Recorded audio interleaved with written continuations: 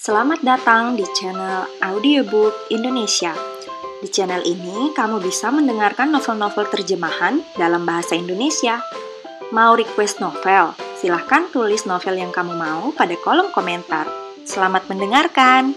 Harry Potter dan Batu Bertuah. Bab 12. Cermin Tarsa. Natal hampir tiba. Suatu pagi di pertengahan Desember, Hogwarts terbangun dalam keadaan sudah berselimut salju setebal kira-kira 1 meter.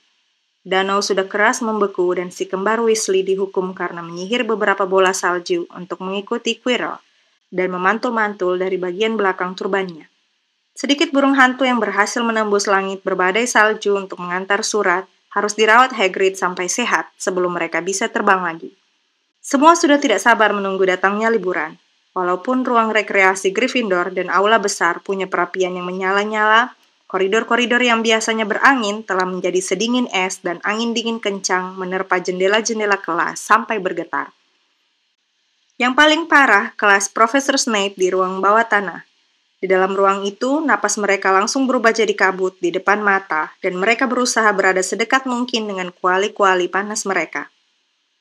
"Aku sungguh kasihan," kata Draco Malfoy dalam salah satu pelajaran ramuan, "pada semua anak yang terpaksa tinggal di Hogwarts selama liburan Natal karena mereka tidak diinginkan di rumahnya." Dia bicara begitu sambil menoleh memandang Harry. Crabbe dan Goyle tertawa-tawa kecil. Harry, yang sedang menakar bubuk tulang punggung ikan lepu, tidak memedulikan mereka. Malfoy menjadi semakin menyebalkan sejak pertandingan Quidditch yang lalu. Kesal karena Slytherin kalah, dia mencoba membuat lelucon dengan mengatakan kodok bermulut besar akan menggantikan Harry sebagai seeker dalam pertandingan berikutnya. Kemudian disadarinya bahwa tak seorang pun menganggap ini lucu, karena anak-anak amat-amat terkesan dengan bagaimana Harry bisa bertahan di atas sapunya yang menggila. Maka Malfoy, yang iri dan marah, kembali mengejek Harry dengan mengungkit-ungkit bahwa Harry tak punya keluarga. Memang betul Harry tidak akan pulang ke Private Drive Natal ini. Profesor McGonagall telah berkeliling minggu sebelumnya mencatat nama anak-anak yang akan tinggal di Hogwarts selama liburan, dan Harry langsung mendaftar. Dia sendiri sama sekali tidak berkecil hati, mungkin ini bahkan akan jadi Natal paling menyenangkan baginya. Ron dan kakak-kakaknya juga akan tinggal, karena Mr. dan Mrs. Weasley akan ke Rumania untuk menengok Charlie. Ketika meninggalkan ruang bawah tanah pada akhir pelajaran ramuan, mereka melihat pohon cemara besar memblokir koridor di depan. 2 kaki raksasa yang muncul di bagian bawahnya, dan nafas keras tersengal-sengal memberitahu mereka Hagrid ada di belakang pohon itu. "Hai Hagrid, perlu bantuan?" Ron bertanya, seraya menjulurkan kepalanya di antara dahan-dahan. "Tidak, aku tidak apa-apa. Terima kasih, Ron." "Minggir!" terdengar geram dingin Malfoy dari belakang mereka. "Apa kau mencoba cari uang tambahan, Weasley? Kepingin jadi pengawas binatang liar juga setelah meninggalkan Hogwarts rupanya. Gubuk Hagrid pastilah seperti istana dibanding rumah keluargamu." Ron menerjang Malfoy tepat ketika Snape menaiki tangga. "Weasley!" Ron melepas bagian depan jubah Malfoy. "Dia diprovokasi, Profesor Snape," kata Hagrid, seraya melongokkan wajahnya yang besar berbulu dari balik pohon. "Malfoy menghina keluarganya." "Kalaupun betul begitu, berkelahi dilarang di Hogwarts, Hagrid," tukas Snape. 5 angka dipotong dari Gryffindor, Weasley, dan berterima kasihlah tidak lebih dari itu. Ayo, semua, jalan terus." Malfoy, Crabbe, dan Goyle menerobos kasar melewati pohon sambil menyeringai, membuat daun-daun cemara rontok berhamburan. "Akan kuberi dia pelajaran," kata Ron sambil menggertak gigi di balik punggung Malfoy. "Suatu hari nanti, kuberi dia pelajaran." "Aku membenci mereka berdua," kata Harry, Malfoy dan Snape. "Ayo bergembiralah, sudah hampir Natal," kata Hagrid. "Begini saja, ikut aku dan lihat aula besar. Bagus sekali." Maka Harry, Ron, dan Hermione mengikuti Hagrid dan pohon cemaranya ke aula besar. Profesor McGonagall dan Profesor Flitwick sedang sibuk menangani dekorasi Natal. "Ah, Hagrid, pohon terakhir. Taruh saja di sudut paling jauh." Rangkaian holly dan mistletoe bergantungan di sepanjang dinding dan tak kurang dari 12 pohon Natal menjulang tinggi di sekeliling ruangan. Beberapa berkilau dengan untaian air yang membeku, yang lain berkelap-kelip dengan ratusan lilin. "Berapa hari lagi sebelum kalian libur?" tanya Hagrid. Tinggal sehari, kata Hermione. Dan aku jadi ingat, Harry, Ron, kita punya waktu setengah jam sebelum makan siang. Kita seharusnya ada di perpustakaan. Oh ya, kau benar, kata Ron dengan susah payah mengalihkan pandangannya dari Profesor Flitwick yang membuat gelembung-gelembung emas bermunculan dari ujung tongkatnya dan menggantungkannya di dahan-dahan pohon baru tadi. Perpustakaan, kata Hagrid, mengikuti mereka meninggalkan aula. Sehari sebelum liburan, rajin amat. Oh, kami tidak belajar, kata Harry riang. Sejak kau menyebut Nicholas Flamel, kami berusaha mencari tahu siapa dia. Apa? Hagrid tampak kaget. Dengar, sudah kubilang, lupakan. Tidak ada hubungannya dengan yang dijaga anjing itu. Kami ingin tahu siapa Nicholas Flamel, cuma itu, kata Hermione. Kecuali kau mau memberitahu kami, jadi kami tak perlu repot-repot, Harry menambahkan. Kami sudah membuka-buka lebih dari 100 buku, dan kami tidak bisa menemukannya di mana-mana. Coba beri kami petunjuk. Rasanya aku sudah pernah membaca nama itu entah di mana. Aku tak mau bilang apa-apa, kata Hagrid datar. Kalau begitu, ya kami cari sendiri, kata Ron. Mereka lalu meninggalkan Hagrid yang tidak puas dan bergegas menuju perpustakaan. Mereka memang sudah mencari-cari nama Flamel di buku sejak Hagrid keceplosan. Sebab kalau tidak, bagaimana mereka bisa tahu apa yang ingin dicuri Snape? Sulitnya, susah sekali mengetahui dari mana mereka harus mulai, karena tak tahu apa yang pernah dilakukan Flamel yang membuat namanya layak disebut di buku. Dia tidak ada dalam buku penyihir besar abad 20 atau nama-nama terkenal di dunia sihir masa kini. Namanya juga tidak disebut dalam penemuan-penemuan penting sihir modern dan perkembangan terakhir dalam dunia sihir. Dan tentu saja, harus diingat betapa besarnya perpustakaan itu. Berpuluh-puluh ribu buku, beribu-ribu rak, beratus-ratus deret sempit. Hermione mengeluarkan sederet topik dan judul yang telah diputuskannya akan ia cari. Sementara Ron berjalan menyusuri deretan buku dan mulai menarik beberapa di antaranya secara acak. Harry berjalan ke seksi terlarang. Selama beberapa waktu dia telah berpikir, jangan-jangan nama Flamel ada di sana. Sayangnya, kau perlu surat keterangan yang ditandatangani salah satu guru untuk bisa meminjam salah satu buku terlarang itu. Dan Harry tahu, dia tidak akan memperoleh surat semacam itu. Yang ada di bagian ini adalah buku-buku berisi sihir hitam manjur yang tidak pernah diajarkan di Hogwarts dan hanya dibaca oleh murid-murid kelas lebih tinggi yang pelajarannya tentang pertahanan ilmu hitam sudah lebih jauh. Kau cari apa, nak? Tidak cari apa-apa, jawab Harry. Madam Pince, petugas perpustakaan, mengacungkan pembersih yang terbuat dari bulu ayam kepada Harry. Kalau begitu lebih baik kau keluar. Ayo keluar. Harry menyesal tidak sedikit lebih cepat memikirkan alasan.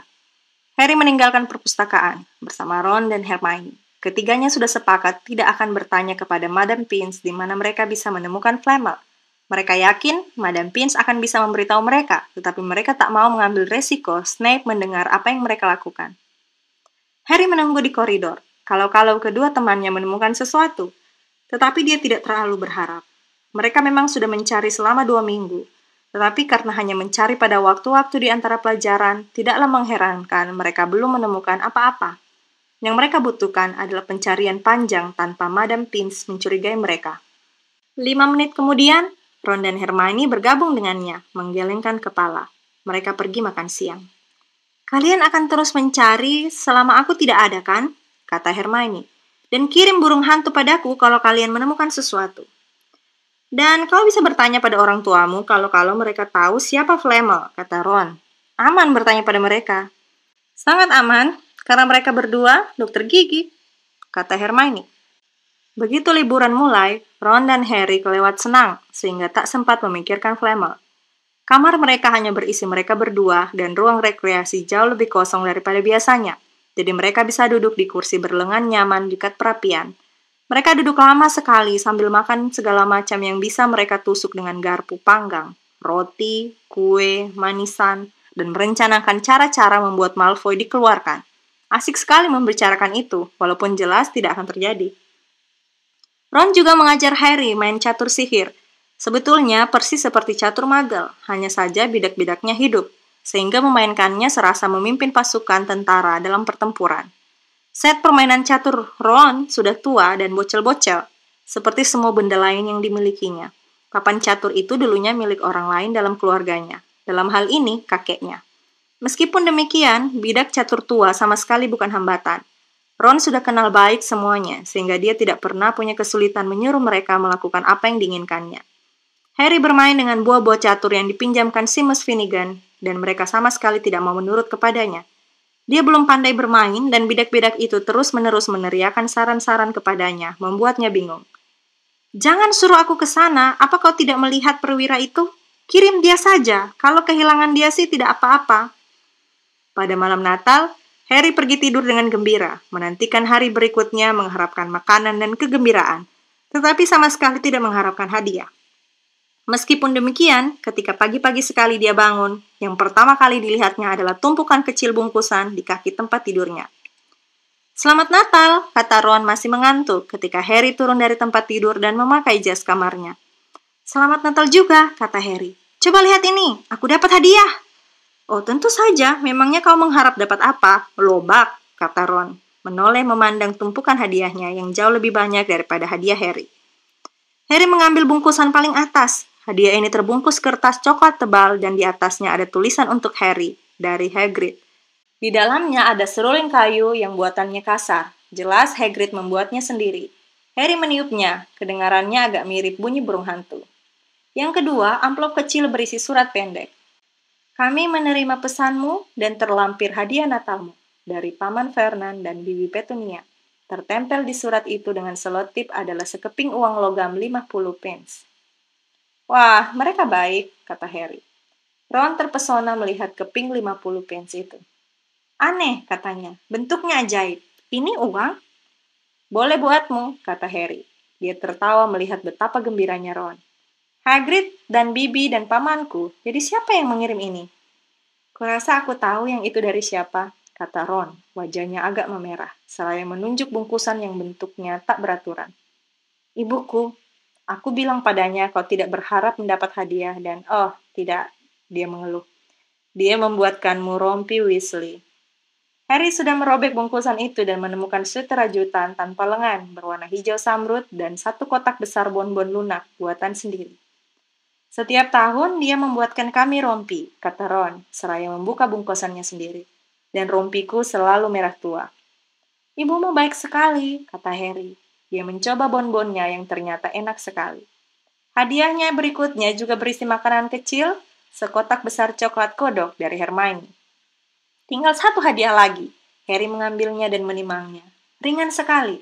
Dibukanya bungkus hadiah itu. Sesuatu yang licin berwarna abu-abu keperakan meluncur ke lantai, teronggok berkilauan. Ron kaget sekali. Aku sudah mendengar tentang itu, katanya terpesona. Kotak kacang segala rasa yang didapatnya dari Hermione sampai terjatuh. Kalau itu betul seperti dugaanku, itu sangat langka dan sangat berharga. Apa ini? Harry memungut kain berkilau keperakan itu dari lantai. Rasanya aneh, seperti air yang ditenun menjadi kain. Ini jubah gaib, kata Ron. Wajahnya tampak kagum. Aku yakin ini jubah gaib. Coba pakai. Harry menyampirkan jubah itu di sekeliling bahunya dan Ron langsung memekik. Betul! Lihat ke bawah! Harry memandang ke bawah, ke kakinya. Tapi ternyata tidak ada. Dia berlari ke depan cermin. Memang bayangannya memandang kepadanya. Tapi hanya kepalanya yang melayang di udara. Seluruh tubuhnya sama sekali lenyap. Ditariknya jubah itu menutupi kepalanya. Dan bayangannya lenyap seluruhnya. Ada suratnya, kata Ron tiba-tiba. Ada surat yang jatuh dari jubah itu. Harry melepas jubahnya dan menyambar suratnya. Tertulis dalam huruf-huruf ramping berliuk yang belum pernah dilihatnya kata-kata berikut ini. Ayahmu menitipkannya kepadaku sebelum dia meninggal. Sudah waktunya ini dikembalikan kepadamu. Gunakan baik-baik. Selamat Hari Natal yang menyenangkan untukmu. Tidak ada tanda tangan. Harry bengong memandang surat itu. Ron sibuk mengagumi jubah itu. Aku rela memberikan apa saja untuk mendapatkan ini, katanya. Apa saja? Ada apa? Tidak ada apa-apa, kata Harry. Dia merasa sangat aneh. Siapa yang mengirim jubah ini? Betulkah ini dulu milik ayahnya? Sebelum dia bisa berkata atau berpikir apa-apa lagi, pintu kamar menjeblak terbuka, dan Fred dan George Weasley melompat masuk. Harry cepat-cepat menyingkirkan jubah itu. Dia belum rela membaginya dengan orang lain. Selamat Natal! Hei, lihat! Harry dapat rompi Weasley juga. Fred dan George memakai rompi biru, yang satu dengan huruf F besar kuning, dan satunya lagi berhuruf G besar kuning. Tapi rompi Harry lebih bagus daripada punya kita, kata Fred seraya mengangkat rompi Harry. Jelas, Mam berusaha lebih keras kalau membuatkan sesuatu bukan untuk keluarga. Kenapa milikmu tidak kau pakai, Ron? George mempertanyakan. Ayo pakai, rompinya bagus dan hangat. Aku benci merah. Ron mengeluh setengah hati sambil menarik rompinya melewati kepalanya. Punyamu tidak ada hurufnya. George baru sadar. Rupanya, Mam mengira kau tidak akan melupakan namamu. Tetapi kami tidak bodoh. Kami tahu nama kami. Gret dan Forge. Ada apa sih? Ribut amat. Percy Weasley menjulurkan kepalanya ke dalam kamar. Kelihatannya tidak senang. Rupanya dia juga baru membuka hadiahnya, karena dia juga membawa rompi yang tersampir di tangannya. Fred segera menyambar rompi itu. P, untuk prefect. Pakailah, Percy. Ayo, kami semua memakai rompi kami, bahkan Harry juga. Aku tak mau, kata Percy sementara si kembar memaksakan rompi itu melewati kepalanya, membuat kacamatanya miring. Dan hari ini, kau kan tidak bersama para prefect lainnya, kata George. Natal kan waktu untuk keluarga. Mereka menggiring Percy keluar ruangan, rompinya menjepit lengannya. Seumur hidup belum pernah Harry mengalami jamuan Natal seperti itu. 100 kalkun panggang gemuk, segunung kentang panggang dan rebus, berpiring-piring cipolata berminyak, bermangkuk-mangkuk kacang polong bermentega, bermacam-macam saus lezat, dan bertumpuk-tumpuk petasan sihir di setiap jarak 1 meter di sepanjang meja. Petasan luar biasa ini sama sekali lain daripada petasan magel yang sering dibeli keluarga Dursley. Di dalamnya ada hadiah mainan plastik kecil-kecil dan topi kertas tipis. Bersama Fred, Harry menarik sebuah petasan sihir, dan petasan itu tidak cuma meletus, melainkan menggelegar seperti bunyi meriam dan menyelubungi mereka semua dengan asap biru. Sementara dari dalamnya meletut topi laksamana berwarna merah bersama beberapa ekor tikus putih yang hidup. Di meja tinggi, Dumbledore telah menukar topi runcingnya dengan topi berbunga-bunga dan sedang tertawa-tawa mendengar lelucon yang dibacakan Profesor Flitwick. Puding Natal menyala dihidangkan setelah kalkun. Gigi Percy nyaris patah ketika dia menggigit sikel perak yang terselip di potongan pudingnya. Harry memandang Hagrid yang wajahnya makin lama makin merah, sementara dia terus-menerus minta tambahan anggur, dan akhirnya mencium pipi Profesor McGonagall. Betapa tercengangnya Harry melihat Profesor McGonagall terkikik dan mukanya memerah, topinya miring. Ketika Harry akhirnya meninggalkan meja perjamuan, dia membawa banyak hadiah dari petasan, termasuk 1 pak balon menyala anti pecah, seperangkat alat untuk menumbuhkan tai lalatmu sendiri, dan set permainan catur sihir barunya. Tikus-tikus putihnya telah menghilang dan Harry punya perasaan tak enak mereka akan berakhir sebagai santapan Natal Mrs. Norris. Harry dan Weasley bersaudara melewatkan sore menyenangkan dengan perang bola salju di halaman. Setelah itu, kedinginan, basah kuyup, dan terengah kehabisan nafas, mereka kembali ke depan perapian di ruang rekreasi Gryffindor. Di tempat itu, Harry pertama kali memainkan set catur barunya dengan hasil kalah telak dari Ron. Dia merasa tidak akan kalah separah itu jika Percy tidak mencoba membantunya terus-menerus. Setelah acara minum teh sore dengan sajian sandwich kalkun, kue-kue manis dan kue tar Natal, semua merasa terlalu kenyang dan mengantuk untuk melakukan sesuatu sebelum tidur. Jadi mereka duduk saja, menonton Percy mengejar Fred dan George mengitari menara Gryffindor karena mereka telah mencuri lencana prefeknya. Hari itu merupakan Natal paling indah bagi Harry. Meskipun demikian, ada yang mengganggu pikirannya sepanjang hari. Sebelum dia naik ke tempat tidurnya, dia tak bebas memikirkannya. Jubah gaib dan pengirimnya yang entah siapa. Ron, kekenyangan kalkun dan kue tart, dan tanpa ada hal misterius yang mengganggunya, langsung tertidur begitu dia menarik kelambu tempat tidurnya. Harry membungkuk ke sisi tempat tidurnya dan menarik keluar jubah gaib dari bawahnya. Milik ayahnya. Ini dulu milik ayahnya. Dibiarkannya kain itu meluncur di tangannya. Lebih halus dari sutra, seringan udara. Gunakan baik-baik, begitu kata suratnya. Dia harus mencoba jubah ini sekarang. Dia turun dari tempat tidurnya dan menyampirkan jubah itu ke tubuhnya. Memandang ke bawah ke kakinya, dia hanya melihat cahaya bulan dan bayang-bayang. Gunakan baik-baik. Mendadak, Kantuk Harry lenyap. Seluruh Hogwarts terbuka untuknya kalau dia memakai jubah ini. Ketegangan menyenangkan mengaliri tubuhnya saat dia berdiri dalam kegelapan dan kesunyian. Dia bisa pergi kemanapun dengan jubah ini. Kemanapun, dan Filch tidak akan tahu. Ron mengigau dalam tidurnya. Haruskah Harry membangunkannya? Ada yang menahannya. Jubah ayahnya. Dia merasa bahwa kali ini, untuk pertama kalinya, dia ingin menggunakannya sendiri. Dia berjingkat meninggalkan kamarnya, menuruni tangga, menyeberangi ruang rekreasi, dan memanjat keluar dari lubang lukisan. Siapa itu? Lengking si Nyonya gemuk. Harry tidak menjawab. Dia berjalan cepat-cepat sepanjang koridor. Kemana sebaiknya? Harry berhenti. Jantungnya berdegup kencang dan dia berpikir. Dia mendapat ide. Seksi terlarang di perpustakaan. Dia akan bisa membaca selama dia mau, selama yang dibutuhkannya untuk menemukan siapa Flamel. Dia ke perpustakaan, menarik jubah gaibnya semakin rapat sementara ia melangkah. Perpustakaan gelap gulita dan suasananya mengerikan. Harry menyalakan lampu agar bisa berjalan sepanjang deretan buku-buku. Lampunya seperti melayang di udara, dan meskipun Harry bisa merasakan tangannya memegangi lampu itu, pemandangan aneh ini membuatnya ngeri. Seksi terlarang terletak di bagian paling belakang. Melangkah hati-hati melewati tali yang memisahkan buku-buku ini dari buku-buku lainnya di perpustakaan, Harry mengangkat lampunya agar bisa membaca judul-judulnya. Judul-judul itu tidak banyak membantunya. Huruf-huruf emasnya yang sudah mengelupas membentuk kata-kata dalam bahasa yang tidak bisa dipahami Harry. Beberapa buku bahkan tidak ada judulnya sama sekali. Satu buku bernoda gelap yang kelihatan mirip sekali darah.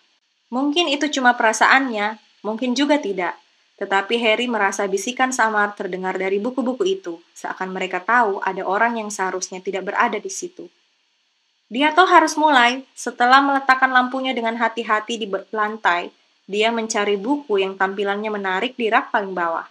Sebuah buku besar hitam perak menarik perhatiannya. Ditariknya keluar dengan susah payah karena buku itu sangat berat. Harry meletakkannya di atas lututnya dan membukanya. Jeritan melengking, membekukan darah, memecah kesunyian. Buku itu menjerit. Harry cepat-cepat menutupnya kembali, tetapi jeritan itu terus terdengar. Jerit melengking panjang yang memekakan telinga. Harry terhuyung ke belakang dan menabrak lampunya yang langsung padam. Panik mendengar langkah-langkah kaki mendekat di koridor di luar, dijejalkannya kembali buku menjerit itu ke raknya, lalu dia lari. Dia berpapasan dengan Filch di depan pintu. Mata Filch yang pucat dan lebar memandang menembusnya, dan Harry menyelusup di bawah lengan Filch yang terentang dan berlari di sepanjang koridor. Jeritan si buku masih melengking di telinganya. Dia berhenti mendadak di depan seperangkat baju zirah tinggi. Dia terlalu sibuk kabur dari perpustakaan sampai tidak memperhatikan arah larinya. Mungkin karena gelap, dia sama sekali tidak mengenali keadaan sekelilingnya. Ada baju zirah di dekat dapur, dia tahu. Tetapi dia pasti berada 5 lantai di atas dapur.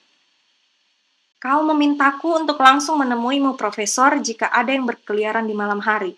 Dan baru saja ada orang di perpustakaan. Seksi terlarang. Harry merasa wajahnya memucat. Dimanapun dia saat itu, Filch pastilah tahu jalan pintas karena suaranya yang lembut dan lancar terdengar dekat. Dan betapa kagetnya Harry, karena ternyata Snape lah yang menjawab. Seksi terlarang? Ya, pasti mereka belum jauh. Kita akan menangkap mereka. Harry terpaku di tempatnya ketika Filch dan Snape muncul di sudut di depan. Mereka tak bisa melihatnya, tentu. Tetapi koridor itu sempit, dan jika mereka lebih mendekat lagi, mereka akan menabraknya. Jubah itu tidak membuatnya menjadi tidak padat. Dia mundur sepelan mungkin. Ada pintu terbuka sedikit di sebelah kiri. Itu satu-satunya harapan. Dia menyelinap masuk, menahan nafas, berusaha tidak menyenggol pintu. Dan betapa leganya ketika dia berhasil masuk tanpa Snape dan Filch menyadarinya. Mereka berjalan terus dan Harry bersandar ke dinding. Menarik nafas dalam-dalam, mendengarkan langkah-langkah mereka yang semakin jauh. Nyaris saja, sangat nyaris. Baru beberapa detik kemudian, dia memperhatikan ruang tempatnya bersembunyi. Kelihatannya, itu ruang kelas yang sudah tidak terpakai. Meja dan kursi bertumpuk di salah satu dinding, juga tempat sampah terbuka. Tetapi, bersandar pada dinding, menghadap ke arahnya, ada sesuatu yang tampaknya tidak layak berada di situ. Sesuatu yang kelihatannya sengaja disembunyikan di situ. Benda itu cermin luar biasa, setinggi langit-langit, dengan bingkai emas terukir, berdiri di atas 2 cakar. Ada tulisan terukir di bagian atasnya. Eristra ehru oit ube kafru oit on wosi. Kepanikannya mulai luntur setelah tak terdengar lagi suara Filch dan Snape. Harry bergerak mendekati cermin itu. Ingin memandang dirinya, tetapi tak melihat bayangan apapun. Dia melangkah sampai ke depan cermin. Dia harus menutup mulutnya dengan tangan untuk mencegahnya menjerit. Buru-buru dia membalik, jantungnya berdegup jauh lebih kencang daripada ketika buku tadi menjerit. Karena dia tidak hanya melihat dirinya di cermin. Serombongan orang lain berdiri di belakangnya. Tetapi ruangan itu kosong. Dengan nafas memburu, perlahan dia menoleh kembali ke cermin itu. Itu dia, terpantul di cermin, pucat dan ketakutan, dan di sana di belakangnya ada paling sedikit 10 orang lain. Harry menoleh lewat bahunya, tetap saja tidak ada orang. Apakah mereka semua juga tidak tampak? Apakah sebetulnya dia berada di ruangan penuh dengan orang-orang yang tidak tampak?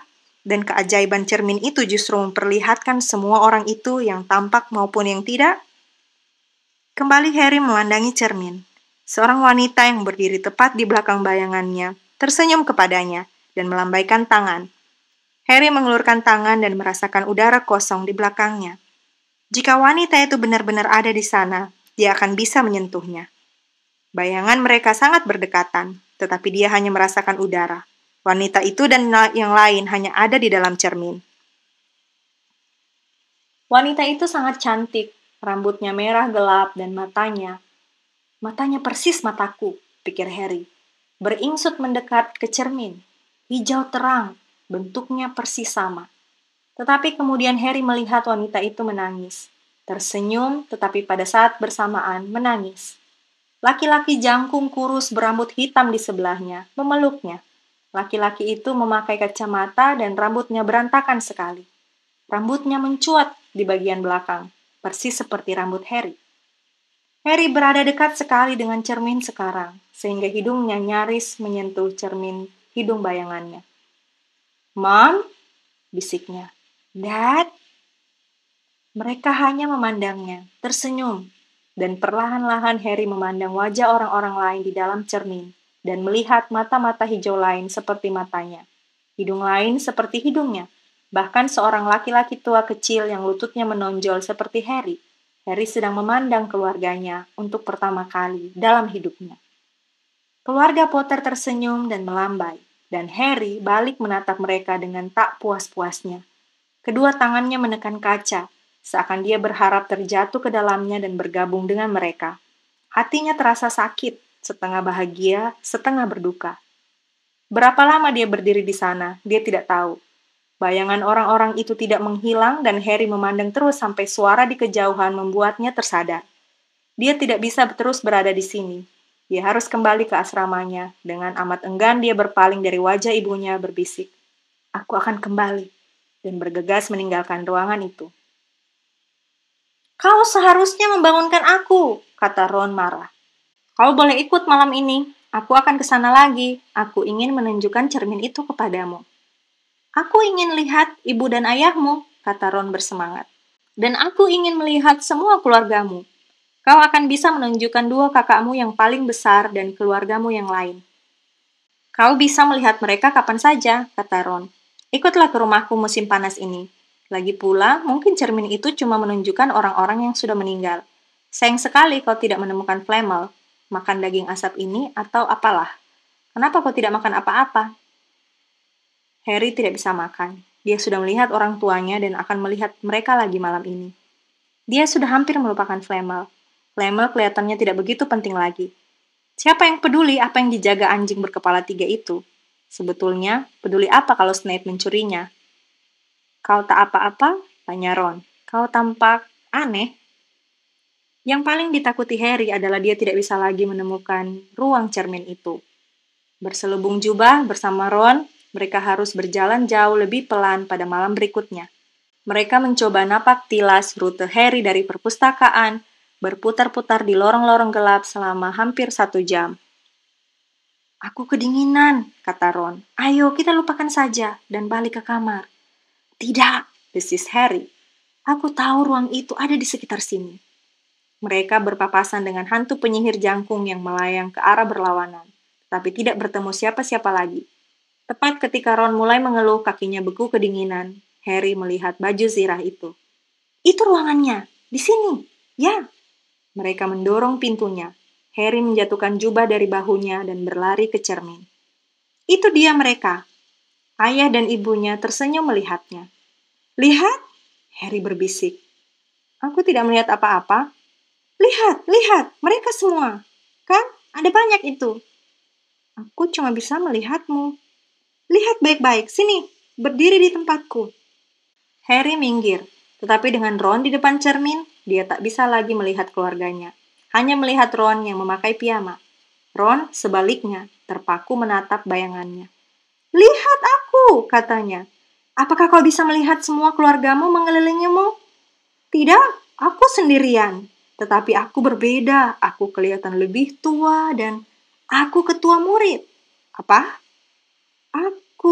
Aku memakai lencana seperti yang dulu dipakai Bill. Dan aku memegang piala asrama dan piala Quidditch. Aku juga kapten Quidditch. Ron memalingkan wajah dari pemandangan luar biasa ini untuk menatap Harry dengan bergairah. Apakah menurutmu cermin ini memperlihatkan masa depan? Mana bisa, semua keluargaku sudah meninggal. Coba aku lihat lagi. Kau kan sudah puas melihat semalam. Beri aku kesempatan sedikit lagi. Kau cuma memegang piala Quidditch. Apa menariknya? Aku ingin melihat orang tuaku. Jangan mendorongku. Mendadak terdengar suara di koridor mengakhiri perdebatan mereka. Mereka tidak sadar telah berbicara keras-keras. Cepat! Ron menyampirkan jubah ke tubuh mereka ketika mata berkilau Mrs. Norris muncul dari balik pintu. Ron dan Harry berdiri diam-diam. Keduanya memikirkan hal yang sama. Apakah jubah ini berlaku untuk kucing juga? Setelah rasanya lama sekali, kucing itu berbalik dan pergi. Sudah tidak aman. Siapa tahu dia menemui Filch. Pasti tadi dia mendengar kita. Ayo. Dan Ron menarik Harry meninggalkan ruangan itu. Salju masih belum mencair keesokan harinya. Mau bermain catur, Harry? Tanya Ron. Tidak. Bagaimana kalau kita mengunjungi Hagrid? Tidak. Kau saja. Aku tahu apa yang kau pikirkan, Harry. Cermin itu. Jangan kembali ke sana malam ini. Kenapa tidak? Aku tak tahu, cuma perasaanku tidak enak. Lagi pula kau sudah nyaris ketahuan beberapa kali. Filch, Snape, dan Mrs. Norris berkeliaran. Memang mereka tidak bisa melihatmu, tetapi bagaimana kalau mereka menabrakmu? Bagaimana kalau kau menabrak sesuatu? Kau jadi seperti Hermione. Aku serius, Harry. Jangan pergi. Tapi Harry cuma memikirkan satu hal saja, yaitu kembali ke depan cermin, dan Ron tidak bisa menghalanginya. Malam ketiga, dia menemukan kamar itu lebih cepat daripada sebelumnya. Dia berjalan sangat cepat. Dia tahu itu tidak bijaksana sebab dia membuat suara. Tetapi dia tidak bertemu siapa-siapa. Dan ayah dan ibunya tersenyum lagi kepadanya. Dan salah satu kakeknya mengangguk-ngangguk senang. Harry merosot duduk di depan cermin. Tak ada yang bisa mencegahnya tinggal di sini semalam suntuk bersama keluarganya. Tak ada. Kecuali... Wah, kembali lagi Harry. Harry merasa seakan-akan organ tubuhnya telah berubah menjadi es. Dia menoleh ke belakang. Duduk di salah satu meja dekat dinding, tak lain dan tak bukan adalah Albus Dumbledore. Harry pastilah tadi melewatinya. Begitu bersemangat ingin segera ke cermin sampai dia tidak melihatnya. Saya tidak melihat Anda, Sir. Aneh, bagaimana tidak kelihatan membuatmu rabun? Kata Dumbledore. Dan Harry lega melihatnya tersenyum. Jadi, kata Dumbledore, turun dari meja untuk duduk di lantai bersama Harry.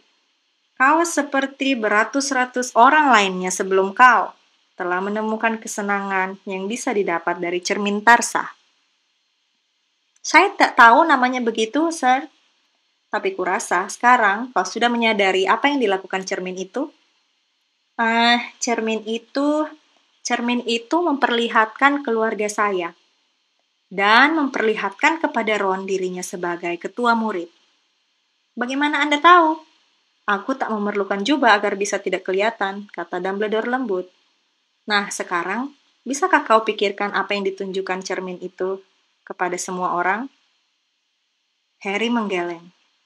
Biar ku jelaskan. Orang yang paling bahagia di dunia bisa menggunakan cermin tarsa seperti cermin biasa, yaitu kalau dia memandang cermin itu, dia hanya melihat dirinya seperti apa adanya. Apakah ini membantu? Harry berpikir, kemudian dia berkata perlahan. Cermin itu memperlihatkan kepada kita apa yang kita inginkan, apa saja yang kita inginkan. Ya dan tidak, kata Dumbledore pelan. Cermin itu hanya menunjukkan hasrat hati kita yang paling mendalam. Kau yang tak pernah kenal keluargamu, melihat mereka berdiri mengelilingimu. Ronald Weasley yang selalu merasa minder dengan kesuksesan kakak-kakaknya, melihat dirinya berdiri sendiri, menjadi yang terbaik di antara mereka. Bagaimanapun juga, cermin ini tidak memberi kita baik pengetahuan maupun kebenaran. Banyak orang sudah tersia-sia di depan cermin ini, terpesona oleh apa yang mereka lihat, atau jadi gila karenanya. Karena tak tahu apakah yang diperlihatkan cermin itu real atau bahkan mungkin. Besok cermin ini akan dipindahkan ke tempat baru, Harry, dan aku memintamu agar tidak mencarinya lagi. Jika suatu kali nanti kau kebetulan melihatnya lagi, kau sudah siap. Tidak ada gunanya memikirkan impian berlama-lama sampai lupa hidup. Ingat itu. Nah, sekarang bagaimana kalau kau pakai lagi jubah istimewa itu dan pergi tidur? Harry bangkit. Sir, Profesor Dumbledore, boleh saya bertanya sesuatu? Jelas, kau baru saja bertanya. Dumbledore tersenyum. Tapi kau boleh tanya satu hal lagi. Apa yang Anda lihat kalau Anda memandang cermin itu? Aku melihat diriku memegang sepasang kaos kaki wol tebal. Harry melongo. Semua orang selalu membutuhkan kaos kaki baru, kata Dumbledore. Natal sudah berlalu lagi dan aku tak dapat kaos kaki sepasang pun. Orang-orang bersikeras memberiku buku. Baru ketika dia sudah kembali di tempat tidurnya, terlintas di benak Harry bahwa Dumbledore mungkin tidak sepenuhnya jujur. Tetapi, pikir Harry seraya mendorong Scabbers dari bantalnya, pertanyaannya tadi cukup pribadi. Terima kasih sudah mendengarkan audiobook Indonesia. Jangan lupa untuk like, komen, dan subscribe ya. Jika kamu tidak ingin ketinggalan bagian novel berikutnya, silahkan klik tombol lonceng pada bagian bawah video ini.